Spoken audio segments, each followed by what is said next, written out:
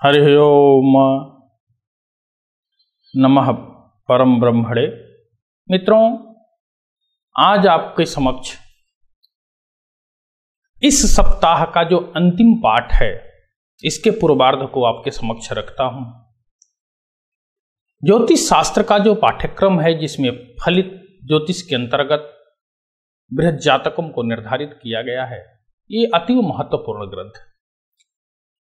मित्रों, आज का जो तीसरा पाठ है, तृतीय पाठ, इसमें षड्वर्ग का विचार बताया गया। यह पाठ षड्वर्गों के बारे में आपको परिचित कराएगा, बताएगा। आप विस्तृत रूप से अध्ययन कर सकते हैं इस पाठ के माध्यम से कि षड्वर्ग क्या है, इसका प्रयोजन क्या है, इसका निर्माण कैसे होता है। ये परम आवश्यक है कि षड्वर्ग का प्रयोग आचार्यों ने फलादेश में बहुत आयत मात्रा में किया है। इसलिए इस षड्वर्ग विचार में हम आपका स्वागत एवं अभिनंदन करते हैं। मित्रों, जातक को जो शुभाशुभ फल मिलता है और शुभाशुभ फल का जो ज्ञान है वह ग्रह के अनुरूप होता है, ग्रह के बलाबल के अनुरूप ही प्राप्त होते हैं। यदि ग्रह दुर्बल है तो जातक भी दुर्बल होगा, उसका अगर यदि वह पूर्ण है तो उसका पूर्ण फल मिलता है, पूर्ण बलवान है तो पूर्ण रूप से फल देता है।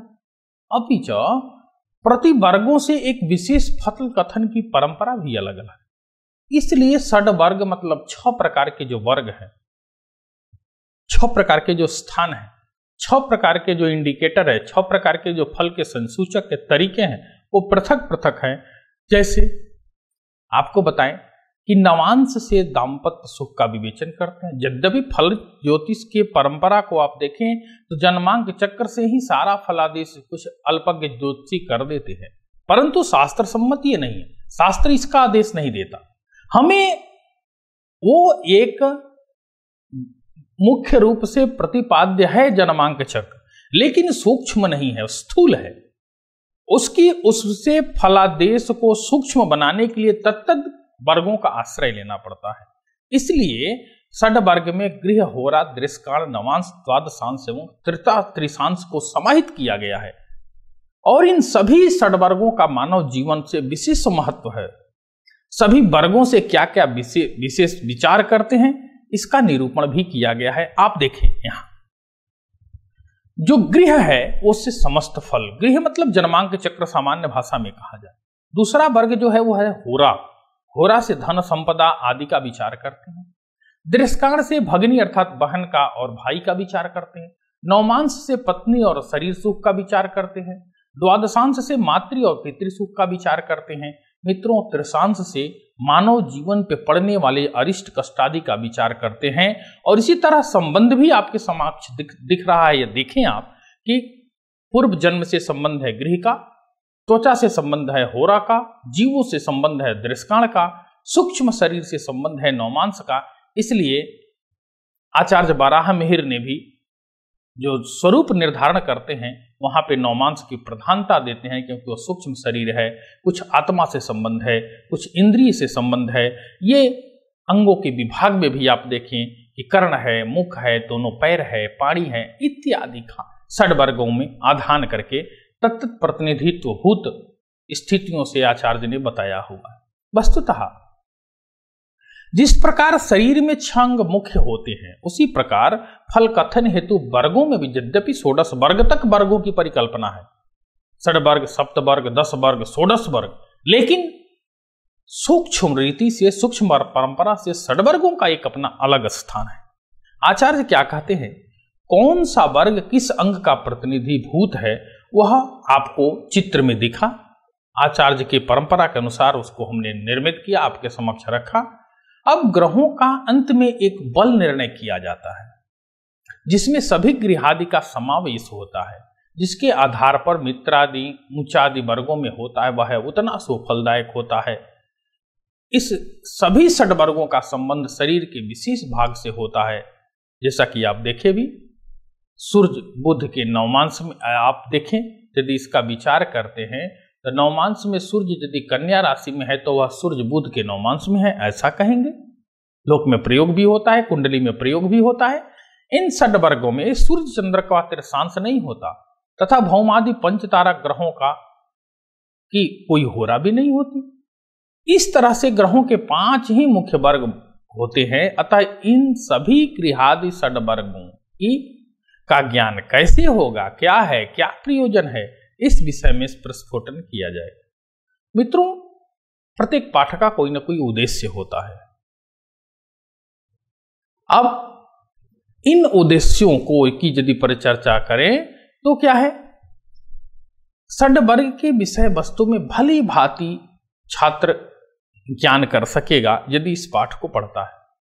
ग्रहों के ऊंच क्या है, नीच क्या है, मूल त्रिकोण क्या है, स्वगृहादि राशियों के बारे में भी वह उन्नत जानकारी प्राप्त कर सकेगा।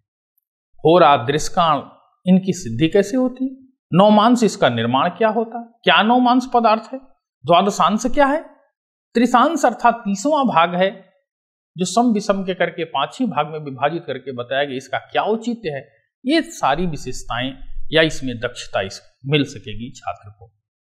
मित्रों, जब षड वर्ग का विभाजन करते हैं तो आचार्य कहते हैं, देखिए क्या कि दृक्काण होरा 9 भाग संज्ञा त्रिंशांशक द्वादश संगीताश्च क्षेत्रम च यद्यस्य वर्गो होरेति लग्नम भवनस्य चार्धम। ये आपके शब्दार्थ भी हैं, स्वयं परिलक्षित हो रहे हैं। इसकी व्याख्या करें तो आचार्य क्या कहते हैं सामान्य रूप से कि षड वर्गों में होरा, दृष्काण, नवमांश, त्रिशांश, द्वादशांश, गृह, ये 6 वर्ग आते हैं। इनका क्रम इसी प्रकार से हो सकता है तथा ग्रंथांतरों में और भी तरीके से कहे गए हैं। जैसा आपको बताएं, जो ग्रह जिस वर्ग में होता है उसको उसी का वर्ग कहते हैं। जैसे सूर्य जन्मपत्रिका में यदि सिंह राशि में है तो वह सूर्य अपने ही गृह में है अथवा अपने ही गृह के वर्ग में है। इस प्रकार यदि सूर्य नवमांश चक्र में मीन राशि में है तो वह सूर्य गुरु के नवमांश में कहा जाएगा, ऐसा पद प्रयोग होता है। इस प्रकार दृष्काण, द्वादशांश, त्रिशांश आदि में भी इसी प्रकार आपको जानना चाहिए। अब यदि होरा शास्त्र का विचार करें, होरा विचार करें, ये क्या है मित्रों, आगे देखें आप। होरा विचार प्रसंग में आचार्य क्या कहते हैं कि मार्तंडेर अयुजी समभे चंद्र भान्वश्च होरे, अर्थात अयुजी व्याख्या क्रम में कहते हैं अयुजी मार्तंडेन्दु हो, सूर्य चंद्रमा अयुजी नाम विषमे और समभे समराशि भी, समराशि में रहने पे ये इनके चंद्र भान्वो, चंद्रमा और सूर्य के होराएं होती हैं। अर्थात सम विषम क्रम में इनका विभाजन है कि राशियों के आधे भाग को होरा कहते हैं, अर्थात एक राशि में 2 होराएं हुई, 30 अंश में 15-15 अंश के विभाजन के क्रम से। तो विषम राशियों में जैसे मेष, मिथुन, सिंह, तुला, धनु, कुंभ में प्रथम होरा 0 अंश से 15 अंश तक सूर्य के अधिकार क्षेत्र में होता है तथा उसके बाद वाला चंद्रमा द्वितीय होरा 16 अंश से लेकर के 30 अंश तक चंद्र के अधिकार में होता है। सम राशियों में वृष अर्थात वृष, कर्क, कन्या, वृश्चिक, मकर और मीन में प्रथम होरा चंद्रमा के अधिकार में होता है और 16 अंश 15 अंश के बाद की जो परंपरा है वो सूर्य के अधिकार में आता है। इस होरा चक्र से आप स्पष्टतया परिज्ञान कर सकते हैं। देखें जो आपके समक्ष तालिका रूप में उपलब्ध है, इसमें मेष की होरा कहाँ से, वृष में रहेगा मिथुन, कर्क, सिंह, कन्या, तुला, वृश्चिक, धनु, मकर, कुंभ, मीन, इनके द्वारा आसानी से होरा का ज्ञान किया जा सकता है। आपको एक उदाहरण के माध्यम से भी यहां समझाया जा रहा है कि यदि मान लिया किसी लग्न का स्पष्ट मान क्या है, तो तुला का लग्न है जिसका गतांश 22, 45, 56 है। यहां जानना है कि यह लग्न किस ग्रह के होरा में है। होरा ज्ञान के लिए सर्वप्रथम हमने देखा मित्रों कि यह समराशि है या विषम राशि है। तो यहां पे आप देखिए तुला राशि है, तो तुला राशि क्या है, विषम राशि है। अब विषम राशि में भी हमने देखा तो क्या है, 22 अंश मतलब 15 अंश बीत चुका है, दूसरा अंश इसमें दूसरा भाग इसका है, तब 22 अंश होने के कारण द्वितीय होरा में है, अर्थात चंद्रमा की होरा में इस बच्चे का जन्म हुआ। यहां पे चंद्र की होरा ऐसा पद प्रयोग किया जाएगा। अब आगे जो आपको बताएं वो देखें, होरा लग्न चक्र जब वो बनेगा वो किस प्रकार से बनेगा। केवल 4, 5 अर्थात 4 कर्क स्थान चंद्रमा के लिए है और 5 अर्थात सिंह राशि जो है वो सूर्य के लिए है। इसलिए पंचतारा ग्रहों के होरा में विधान न होकर के केवल सूर्य और चंद्रमा के ही होरा का विधान बताया गया। मित्रों, अब दृश्यकाण विचार करते हैं। होरा विभाग के पश्चात दृश्यकाण का स्वरूप जो है वो एक अलग है। वस्तुतः यह दृश्यकाण जो पद है वो ग्रीक का प्रतीत होता है। इसके लिए आचार्य कहते क्या है कि इसका ज्ञान कैसे करेंगे दृश्यकाण का, तो कहते हैं दृक्काणासु स्वभवन सुत त्रिकोणाधिपानम, अर्थात दृक्काण जो है वह पहला स्वभवन, उसके बाद सुत, इसके बाद त्रिकोण अर्थात अपनी 5वीं और 9वीं राशियों का क्रम से होता है। इसका अर्थ ये लगा कि दृक्काण में 3 विभाग होते हैं जो 10-10 अंश के होते हैं। इसकी व्याख्या आप देखें। वस्तुतः दृश्यकाण एक पारिभाषिक पद है, अवस्था विशेष का बोधक भी बताया गया है। एक राशि में 3 दृश्यकाण होते हैं। पहला दृश्यकाण 10 अंश का, दूसरा 10-20 अंश तक का और तीसरा जो होता है वो 30 अंश तक का होता है। आचार्य कहते हैं कि प्रथम दृश्यकाण का स्वामी उसी राशि का स्वामी होगा, उसी राशि में द्वितीय दृश्यकाण का जो स्वामी होगा उस राशि से 5वीं राशि का होगा, और उसी राशि में तृतीय दृश्यकाण का जो स्वामी होगा उस राशि से 9वीं राशि का होगा। यही आचार्य का अभिप्राय है। आप देखिए दृश्यकाण चक्र, इस चक्र में आपको स्पष्टतया परिलक्षित हो रहा है। मेष राशि 0 से 10 अंश तक प्रथम दृश्यकाण मंगल का होगा। मेष राशि में ही 11 से 20 अंश तक द्वितीय दृश्यकाण सूर्य का होगा 5वें, और मेष राशि में ही 21 से 30 अंश तक अगर आपका लग्न आदि या ग्रह आदि है तो उसमें तृतीय दृश्यकाण होगा, ये धनु का होगा, यह गुरु इसका मालिक होगा। इस तरह से इस दृश्यकाण चक्र के माध्यम से भी सरलता से इसका ज्ञान किया जा सकता है।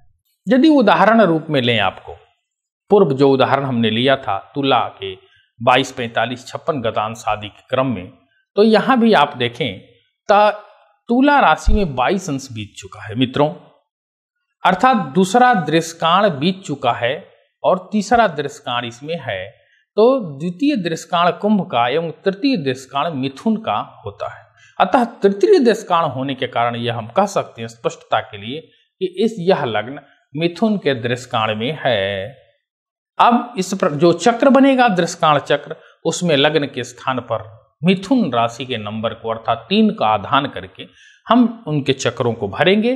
फिर वैसे ही जैसे ग्रहों का निरूपण किया था, लग्नादि के निरूपण का किया था कि कैसे दृश्यकाण में कौन होगा, उसी प्रकार ग्रहों को भी उसी प्रकार भर करके और इस प्रकार दृश्यकाण चक्र का निर्माण कर देंगे।